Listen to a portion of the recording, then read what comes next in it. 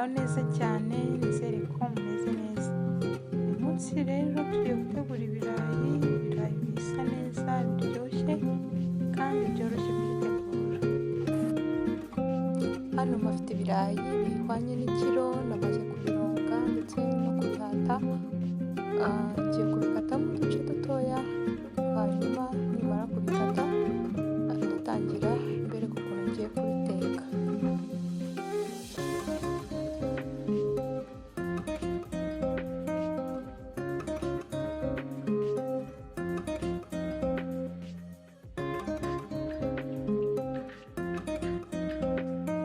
Natetse amazi, murabona ko amazi yabize, ngiye gushyiramo bya birayi, hanyuma bino birayi bitetse muri aya mazi kugeza igihe biba bisa n'ibigiye gushya, ariko ntabwo ntibureke ngo bize gushya, ahubwo numva ko ibirayi biba bigiye nko gushya, n'ibyenda gushya, ndahita mbikuramo,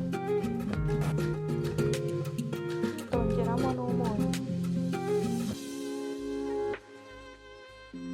Ibirayi rero murabona ko bisa n'ibyenda gushya, ngiye kubikura muri aya mazi, ngiye kuyaminina, hanyuma mbere ubundi buryo ngiye kubigenza.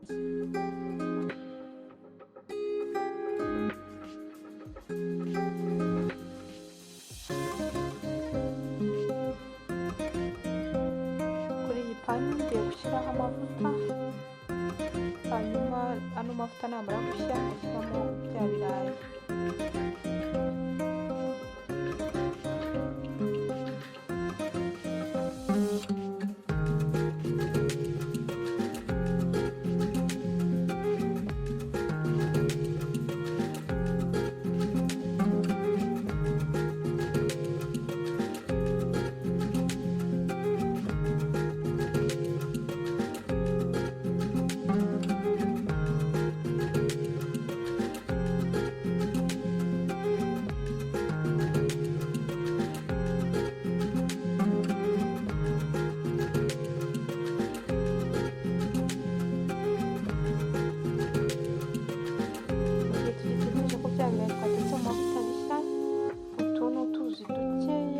Twabize nshyizemo karoti, ngiye kuzitogosamo muri aya mazi yabize makeya cyane, hanyuma nizimara gushya nongeremo sosi tomate.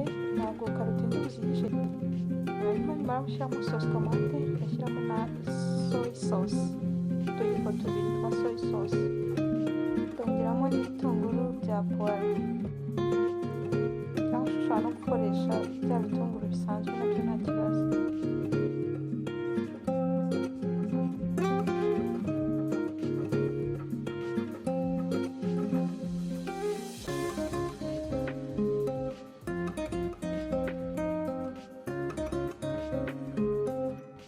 Ndongeramo na tungurusumu,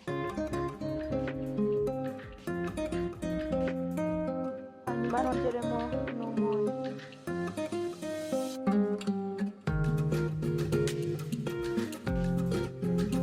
Bya birayi byacu twatetse mu mavuta byahiye, tugiye kubikuramo bivange muri isosi.